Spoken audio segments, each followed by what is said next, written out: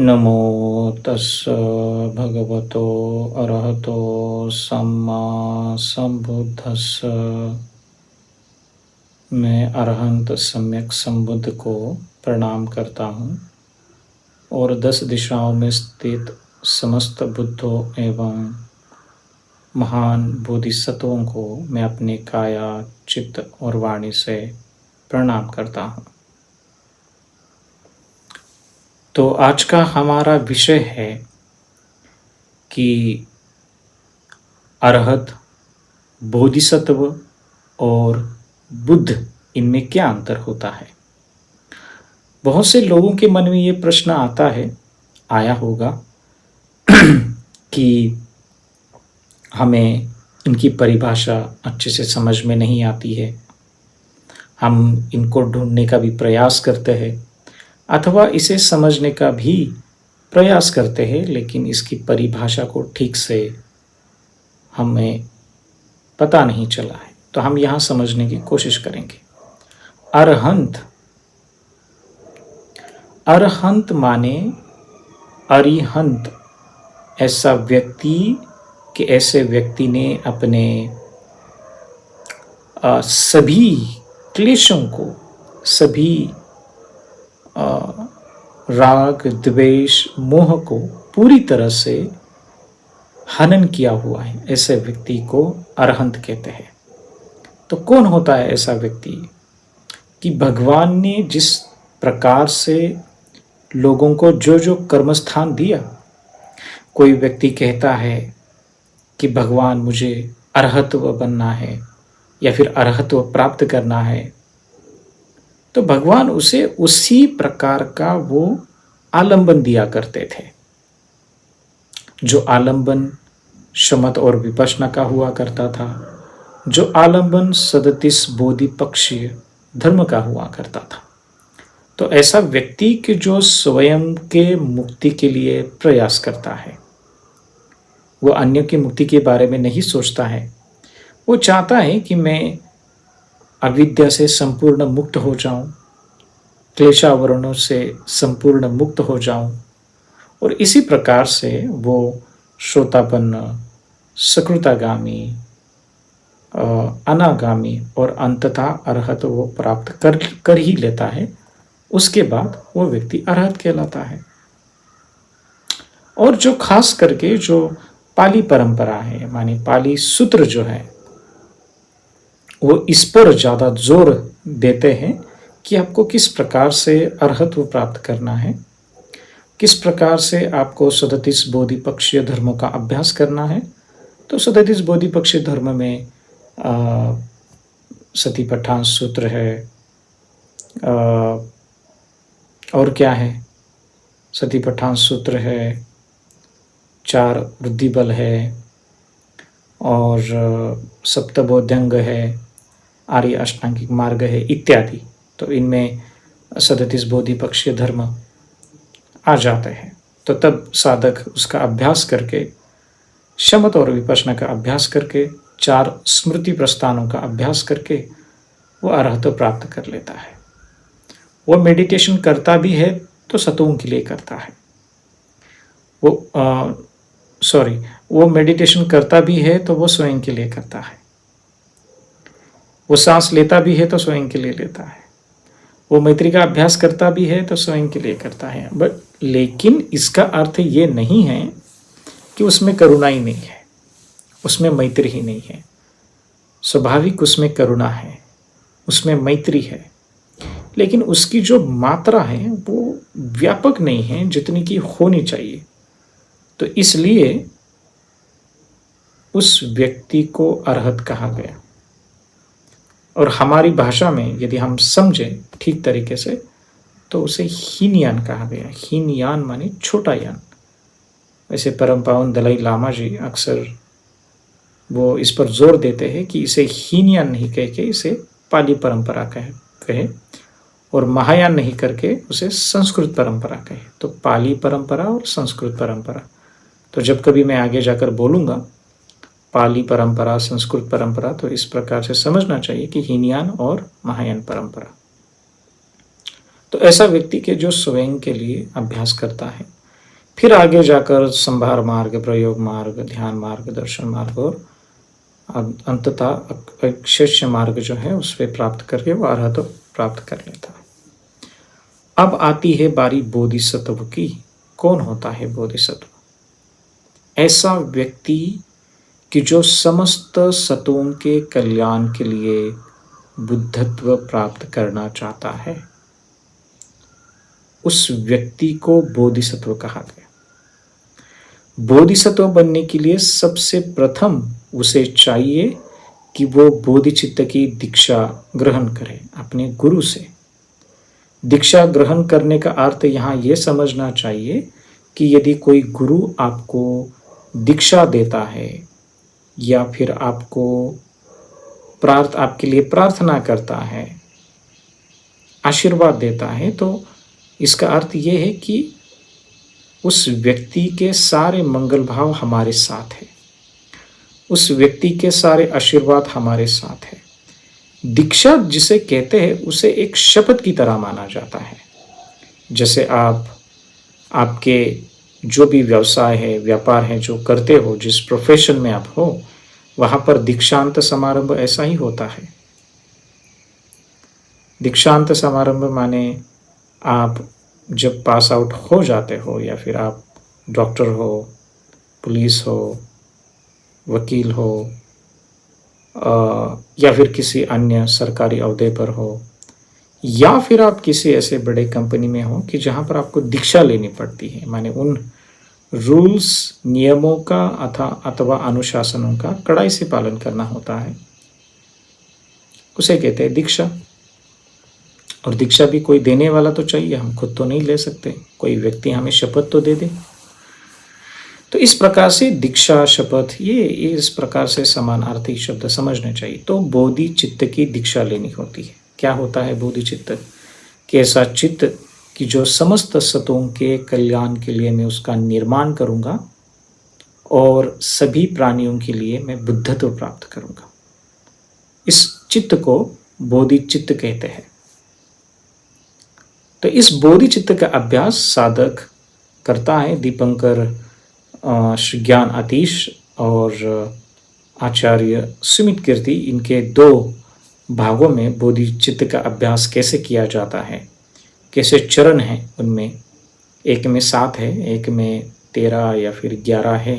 यदि मेरे से चूक भूल नहीं हुई हो तो मुझे ऐसा लगता है 13 है उसमें, एक में 13 है, एक में 7 है। तो आचार्य दीपंकर आतिश और आचार्य सुमित कीर्ति, इन दोनों के जब हम बोधिचित्त के अभ्यास के बारे में पढ़ते हैं, जो चरण हैं वो अलग अलग हैं। तो उनका अभ्यास करके साधक अंततः बोधिसत्व बन जाता है और बोधिसत्व बनने के बाद वो आगे जाकर प्रयोग मार्ग, संभार मार्ग, प्रयोग मार्ग, दर्शन मार्ग और अंततः वो अक्षय मार्ग में प्रवेश करके बुद्धत्व प्राप्त कर लेता है। तो बोधिसत्व की जो आपने जातक कथाएं पढ़ी होंगी, जो लोग रुचि रखती है बौद्ध धर्म में अथवा जो बुद्धिस्ट लोग हैं, उन्होंने बोधिसत्वों की जातक कथाएं पढ़ी होगी और हमें कुल मिलाकर 500 जातक कथाएं मिलती हैं। 500 जातक कथाएं जो है वो हमें पढ़ने को मिलती है। इसका अर्थ कदापि ये नहीं है कि बुद्ध ने केवल 500 जन्म ही लिए हैं। बुद्ध ने उससे ज़्यादा भी अनंत जन्म लिए हैं। अनेक जाति संसार माने अनेक जाति माने जन्म लिया मैंने इस संसार में, तो अनेक जन्म हैं। लेकिन जिस जिस व्यक्ति के पास बुद्ध देशना देने के लिए गए थे अथवा कोई व्यक्ति आते थे, तो उनको किसी एक जन्म की कहानी बता के उपदेश सुनने के लिए अथवा उसमें रुचि पैदा करने के लिए बुद्ध कहानी सुनाते थे। और फिर बुद्ध बोलते थे कि देखो मैं इस एक जन्म में मैं ये था और उस जन्म में तुम ये थे, तो वो तो राजा मैं ही था। तो बोधिचित्त, और उसके बाद व्यक्ति बनता है बोधिसत्व। ऐसे किसी को भी बोधिसत्व नहीं कहते। और ऐसा व्यक्ति कि जो समस्त सतों के कल्याण के लिए बुद्धत्व प्राप्त करना चाहता है, वस्तुतः उस व्यक्ति के लिए बुद्धत्व एक साधन होता है। साध्य होता है कि मैं प्राणियों को किस प्रकार से उनको दुख मुक्त करने के लिए मार्ग को प्रदर्शित करूं। उनको दुख से मुक्ति नहीं करूं। बुद्ध मुक्तिदाता नहीं होते, मार्गदाता होते हैं। तो किस प्रकार से इतना समस्त संसार जो है, जो दुख से भरा हुआ है, मैं उन्हें किस प्रकार से दुख से दूर होने के लिए अथवा उससे उठने के लिए उनको मार्ग प्रदर्शित करूं। इस माने में वह संसार में बार बार जन्म लेता है। अरहत जो होता है वो जन्म नहीं लेता है, क्योंकि अरहत ने क्लेशावरण पार किया होता है और आगे जाकर जो पाली परंपरा है अथवा हीनयान परंपरा है, वो ऐसा मानती है कि अरहत का जन्म नहीं होता है। नत्थि दानं पुनः भव। उसके बाद वो वहाँ पर ही जिस प्रकार से दिया और बाती एक साथ बुझ जाती है, वैसे ही अरहत भी बुझ जाता है मृत्यु के पश्चात। लेकिन बोधिसत्व अतः बुद्ध बोधिसत्व यान जो है, पारमिता यान जिसे कहा गया, महायान जिसे कहा गया, जो बोधिसत्व और बुद्धत्व एक ही सिक्के के दो पहलू है। महायानियों का कहना है कि अरहत जो है वो फिर से जन्म लेता है। वो दिया और बाती के समान बुझ नहीं जाता है, बजाय कि उसमें एक क्षमता होती है फिर से जन्म लेने की। वो कैसे लेते हैं हम उस पर बात करेंगे। तो बोधिसत्व जो होता है, अब इसमें से हमें प्रश्न आता है कि बोधिसत्व और अरहत में कौन श्रेष्ठ होता है। तो उत्तर है बोधिसत्व। अरहत तो पूरी तरह से संपूर्ण तरीके से मुक्त हो चुका है, लेकिन बोधिसत्व मुक्त नहीं हुआ है। लेकिन श्रेष्ठ इसलिए है, उसे तिब्बतन में ख्यबरदुफाक्वा कहा गया। डाचुम्बा ले झंझुस्यंबा ख्यबरदुफाक्वा, मतलब अरहत से भी बोधिसत्व महान होता है, क्योंकि अरहत जो है वो स्वयं के मुक्ति के लिए उसने प्रयास किया है, और बोधिसत्व जो होता है वो स्वयं के मुक्ति के लिए प्रयास नहीं करता है। वो सांस लेता है तो सत्वों के लिए, वो सोता है तो प्राणियों के कल्याण के लिए, वो उठता है तो प्राणियों के कल्याण के लिए, वो खाना भी खाता है तो प्राणियों के कल्याण के लिए। क्यों? क्योंकि उसमें बोधिचित्त का निर्माण हो गया है और वह बोधिसत्व बन गया है। अरहत में इतनी क्षमता नहीं रहती है। तो इस माने में हमें समझना चाहिए कि एक अरहत, एक बोधिसत्व, ऐसा अंतर होता है।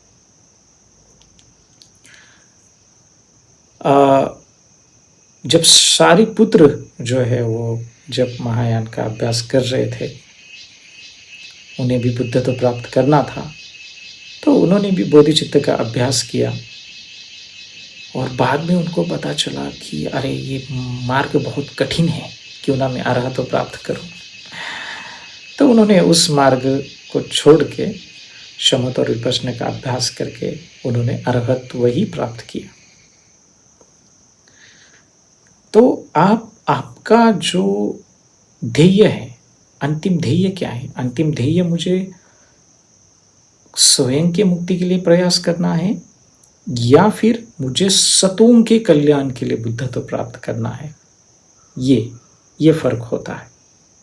तो इस माने में एक बोधिसत्व अरहत से श्रेष्ठ होता है, और बोधिसत्व जो है दान, शील, शांति, वीर्य, ध्यान, प्रज्ञा पारमिताओं का अभ्यास करके, इन 6 पारमिताओं का अभ्यास करके वो अंततः बुद्धत्व प्राप्त कर ही लेता है, और उसे कहते हैं बुद्ध, उसे कहते हैं तथागत, उसे कहते हैं सम्यक संबोधि भी प्राप्त करना, जो क्लेश और गेयावरण को पूरी तरह से पार किया हुआ है। तो बोधिसत्व का जन्म जो होता है वो क्लेश और कर्मों के कारण नहीं होता है। वो क्लेश और कर्म उसके इतने वश में आ चुके होते हैं। जब साधक ऊंची अवस्था में पहुंचता है, बोधिसत्व साधक, तो वो जहां चाहे वहां जन्म ले सकता है सतों के कल्याण के लिए। लेकिन अब जब अरहत की बारी आती है तो तिप्ति में एक सूत्र है पेकार की दो, और मुझे लगता है वो सद्धर्म पुंडरिक सूत्र है। उसमें बुद्ध कहते हैं अरहत को, जब अरहत की मृत्यु होती है, पाली परंपरा में कहा गया है अथवा हीनयानियों के बारे में कहा है कि वो कहते हैं कि अरहत दिया और बाती की तरह बुझ जाते हैं। लेकिन महायानियों को कहना है कि अरहत जो होता है, क्योंकि बुद्ध ही जानते हैं कि ये व्यक्ति आगे जाकर कहाँ जन्म लेने वाला है, तो बुद्ध बताते हैं सद्धर्म पुंडरिक सूत्र में बुद्ध अरहत को कहते हैं, मतलब अरहत जब मरता है तो उसका जन्म एक कमल के लोक में से होता है। वो हजारों सालों तक वहां पर ध्यान करते बैठता है, प्रीति और प्रसिद्धि का आहार धारण करता है और ध्यान करके बैठता है। अब बुद्ध को पता है कि उसके पास कब जाना है, बुद्ध प्रतीक्षा कर रहे हैं। बुद्ध इतने महाकारुणिक है कि बुद्ध को पता है कि इसको मैंने अभी इस जन्म में ये कर्म स्थान दे दिए तो आगे जाकर वो अरहत प्राप्त करेगा, अपने क्लेशावरणों से पूरी तरह से मुक्त हो पाएगा। लेकिन बुद्ध को पता है कि अरहत जो होता है उसमें अभी एक आवरण बाकी है, उसे कहते हैं गेय आवरण। अब जब तक वो गेय आवरण पार नहीं करेगा तब तक वो बुद्धत्व प्राप्त नहीं कर सकता। तो जैसे उदाहरण से समझे गेय आवरण क्या है। आपका कोई मित्र है, आपके मित्र के हाथ में चमेली के फूल है, वही फूल आपने आपके दूसरे मित्र को दे दिए, तो आपके हाथ में फूल तो नहीं है, लेकिन फूल के जो सुगंध है, फूल की जो सुगंध है वो आपके हाथ में बची हुई है।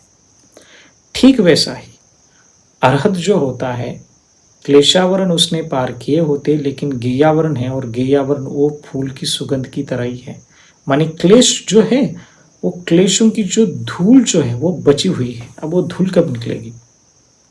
धूल निकलेगी बोधिचित्त का अभ्यास करके, धूल निकलेगी शून्यतामयी प्रज्ञा का अभ्यास करके, अंततः बुद्धत्व प्राप्त करके। तो बुद्ध में इतनी महाकरुणा है कि बुद्ध प्रतीक्षा कर रहे हैं। उसके बाद वो अरहत के पास जाकर के बोलते हैं कि देखो, तुमने अभी अरहत वही प्राप्त किया है, तुम्हें ये बाकी है, ये आवरण बाकी है। अरहत को होश आता है, अरे मुझे ये करना है, तो वो फिर से जन्म लेता है। अब उसका जो जन्म होता है वो कर्म और क्लेशों से नहीं होता है, क्योंकि उसने पूरी तरह से संपूर्ण रूप से उस क्लेशों को पार किया हुआ है। तो इस माने में उसने जो जन्म लेने की जो उसकी प्रक्रिया है वो फिर से इस महायान मार्ग पर चलकर अंततः बुद्धत्व प्राप्त कर लेता है। और जो बुद्ध होते हैं, तो हमने अरहत, बोधिसत्व और बुद्ध की जब बात है तो बुद्ध ने स्वाभाविक है, जो महायान या फिर पाली संस्कृत परंपरा है उसमें बोधिसत्व यान बुद्ध जो है वो एक ही है कि बुद्धत्व प्राप्त करने से पहले व्यक्ति को बोधिसत्व बनना पड़ता है, अंततः वो आगे जाकर बुद्धत्व प्राप्त कर ही लेता है। तो एक बोधिसत्व की जो प्रार्थना होती है या फिर उसका जो ध्येय तथा संकल्प होता है वो बहुत बड़ा होता है। जैसे हम बोधिचर्यावतार ग्रंथ, जिसे तिप्ति में झंझुस बच्चों जुपा कहते हैं, उसमें आचार्य शांतिदेव जो है, आचार्य शांतिदेव की जब हम प्रार्थना पढ़ते हैं तो बड़ी प्रेरणा मिलती है। क्या है प्रार्थना? वो कहते हैं कि जब तक इस संसार में आकाश है, जब तक इस संसार में प्राणी मात्रों की स्थिति है, तब तक मैं संसार में बार बार जन्म लेता रहूं और सत्वों का कल्याण करता रहूं। ये इतना बड़ा व्यापक दृष्टिकोण होता है। ये दृष्टिकोण, ये विचारधारा अरहत में नहीं होती है। ये केवल ही केवल बोधिसत्व में ही होती है।